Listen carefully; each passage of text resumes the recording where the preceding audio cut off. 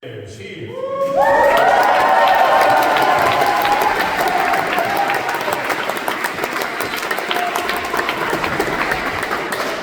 Without a doubt, you guys are the best. There's no doubt about it.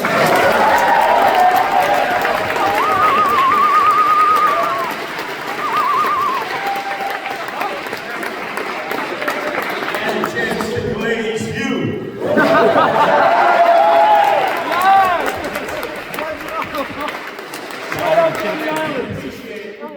The many arguments that I listened to were very well done, both sides.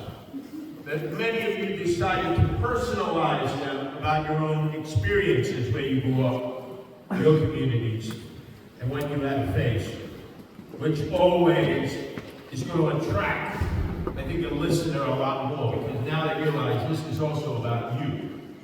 It's not the hypothetical, it's not the maybe, possibly, you're not just referring historically what has happened, but about what has happened to you. So I appreciate you sharing that with me. What I'll close on is the following.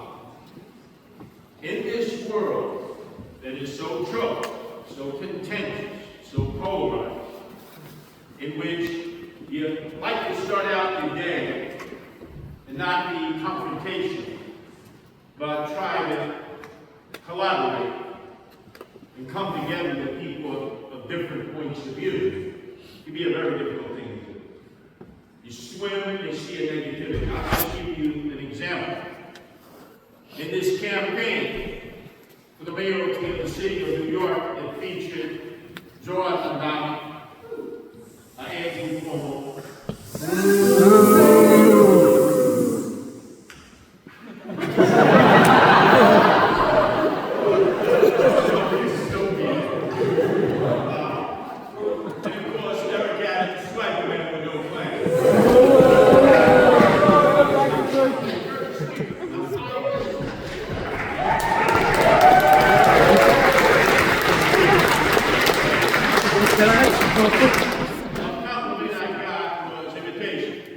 every year with the Guardian Angels, I'm in the annual Greenwich Village Halloween parade.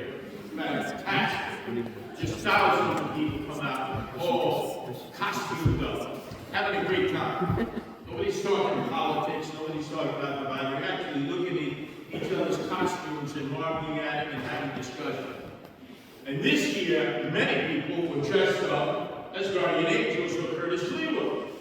And then the second time I saw that was for the holiday of Purim. Represent. The Daily Double. When I first started, you dressed up like the Guardian Angels, you were guaranteed to go to the Roost Down and get arrested. And not be treated very well. So it's an amazing turn of events. But I want to make a reference at the urging of my campaign manager, James Perone.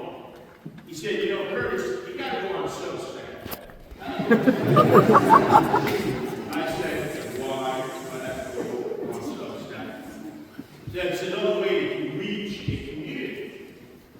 And along with my wife and James and I, he said, well, our first drop on Substack is going to be maybe helpful to a lot who indulge in what we wrote.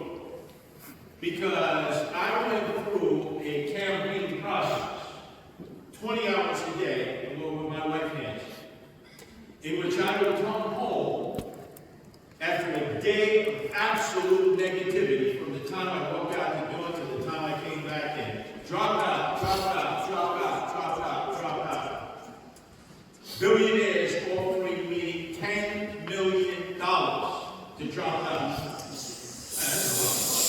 $10 million. And then because I wouldn't abide by that, threats.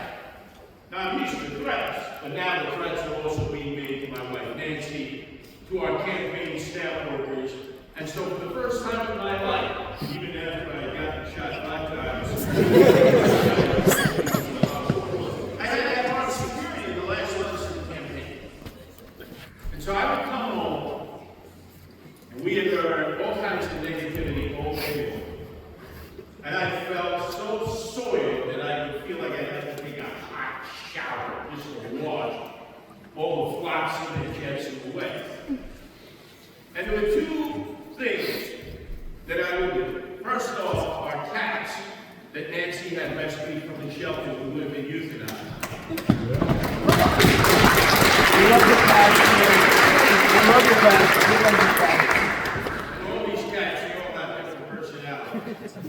Well, my blood pressure would be so high, I was ready to like bust some corpses and put my hand right through the wall. And the cats would lay right on my shoulder and would bring your absolute blood pressure down at you. And they didn't mind me mumbling and jumbling and cursing and upset. They had a calming effect. And the best calming effect was, and this you can read in Substack, this was dedicated to that, what got me through this campaign of negativity was that night, it would be about, sometimes 2 in the morning, put on headphones and be listening to EDM, electronic music.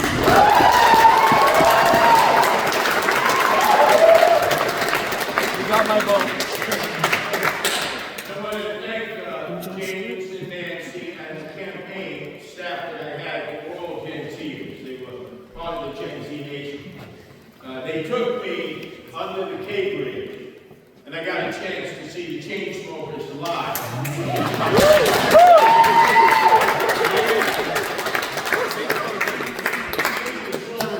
That I would play first every night once I would return.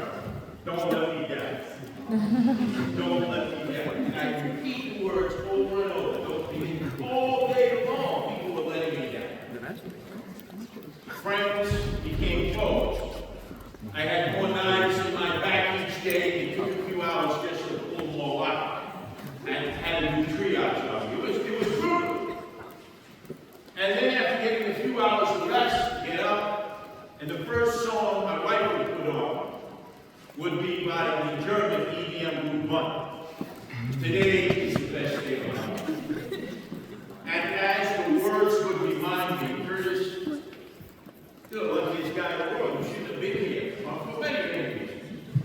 You're running for the mayoralty of the city of New York on a principled campaign in which you were talking the issues that average everyday people want to hear, and you're doing it in a style that makes music to their ears.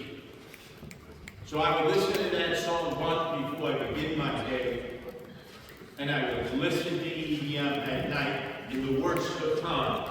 So I suggest, if you look at that drop that we did on Substack, many people who did see it requested what our playlist is. So that'll be our next drop. And if you have any suggestions once you read it and you see our playlist, the Sliwa playlist, please send it to me. Because I cannot get enough of electronic dance music. It is a mood elevator. You may go to a gym now and be bending your elbows. You may be doing pump pass. You may be out there like waiting over all the idiots on college campuses back in the 80s, dropping acid, tuning in and tuning out. But there is nothing better in this world for both me and Nancy than to put on that EDM. We're not talking politics, we're not straining the brain. It's just making you feel good about who you are and where we are, or you have